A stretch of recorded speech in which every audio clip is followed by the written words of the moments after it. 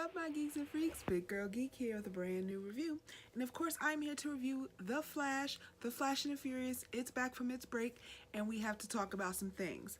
Y'all know what time it is. It's time for the Geek Out. 3, 2, 1. All right, you guys. So, this may be a shorter video because I was so disappointed, you guys. I was so underwhelmed by this episode. I was so excited for it to come back. It's been off for a month and a half, and it's like, this is the episode you give me? Like, no. I was so disappointed. What did you guys think? Of course, let me know in the comments.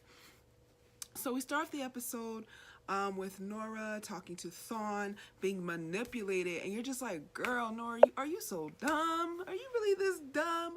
You have Barry as a father who is super smart. You have Iris as a mom who was super smart, and you're just this dumb.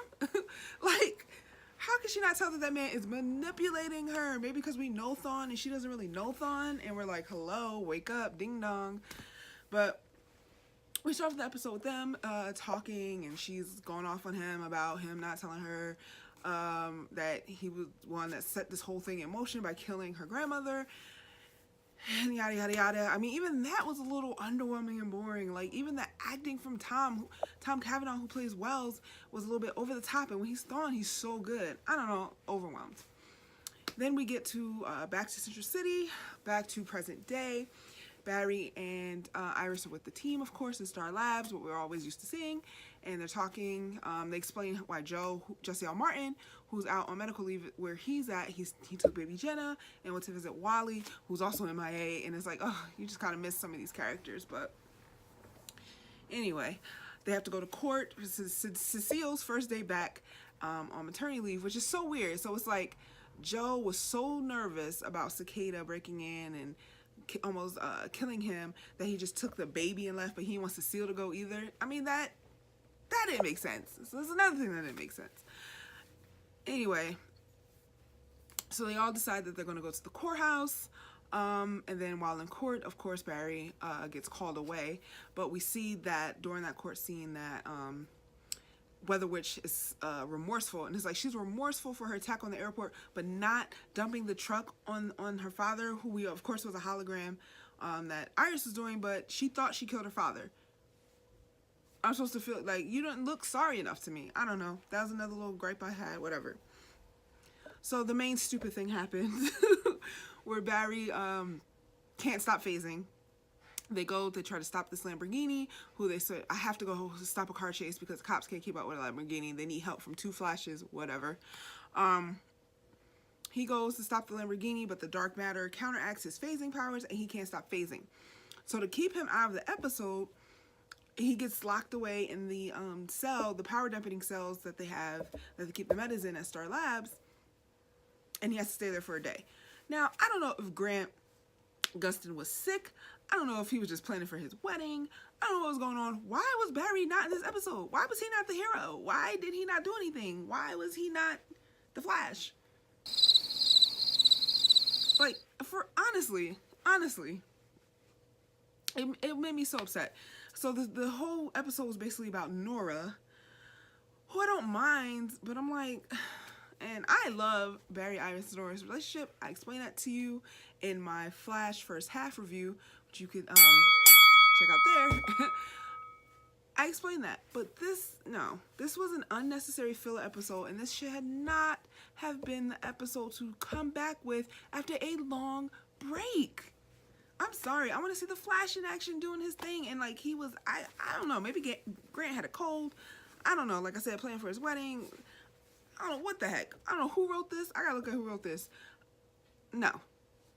So he's gone for the day, and it's up to Nora to save the day. The only good thing that I liked was Iris still using her reporting skills, trying to find out about the meta, seeing her more out of Star Labs, like I said before in my Flash video. And the side story, Cisco, who to me, if I recall in previous seasons, and maybe I'm wrong, and you guys can let me know in the comments, he was wanting to be a hero, being this superhero gig and naming these superheroes and naming these villains. That was what he lived for. I know we mature and evolve, but now all of a sudden Cisco hates his powers, wants a cure, and Caitlin's helping him. alternate universe am I living in? That came out of left field for me. That came out of nowhere. Cisco never said anything like this. I mean, this is the story you come up with for Cisco? This is his storyline for the remaining of the season? Really? This is his story for what's left of the season. He wants a cure. Cisco, who loves naming villains, who loves naming the heroes, who is all about being a superhero. Unless I'm wrong, unless I'm misunderstanding something and confusing something with his stories from previous seasons. So that was more than a little disappointing to me, and a silly subplot, and I feel like they are just so stuck, and they do not know what to do with Cisco and Caitlin. And then Ralph was gone, visiting his mother. Like I said in my Flash first half review, they have too many metas, too many people in Star Labs. They don't know what to do with them. Ralph was not in the Thanksgiving episode, and he was not here, and he was not missed. He was not needed. Too many metas.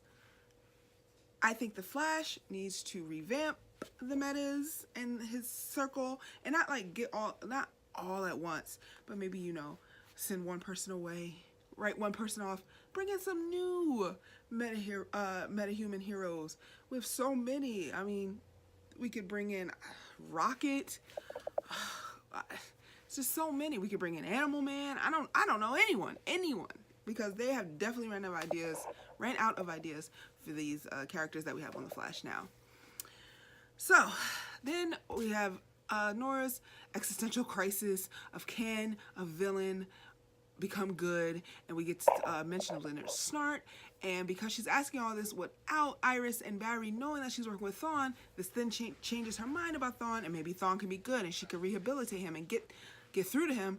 So of course, after saving the day and getting help from the Weather Witch to stop the car that they stole from Argus, which I'm not even going to go into. I mean, how pathetic was that car's apps? This is supposed to be some future tech, state-of-the-art car, and the apps look like some kitty crap.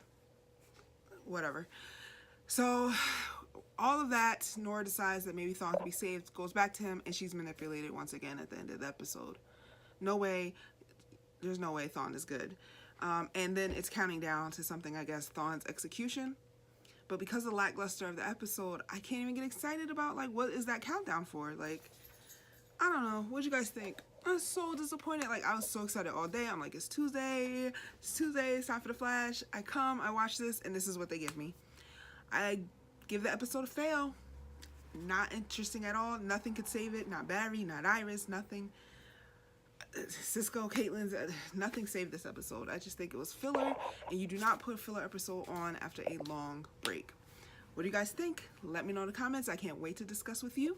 And that's all I have for you guys today, because I am so defeated over this, and it's so sad to end this day of great trailers with Spider-Man and everything like that. FYI, check out my reaction here. And to end it with this. Ugh. But I don't know. That's all I got for you guys. Let me know in the comments. And until next time, I'm out of here. Big girl geek out. Peace. Hey, where are you going? You just watched a cool video. Subscribe.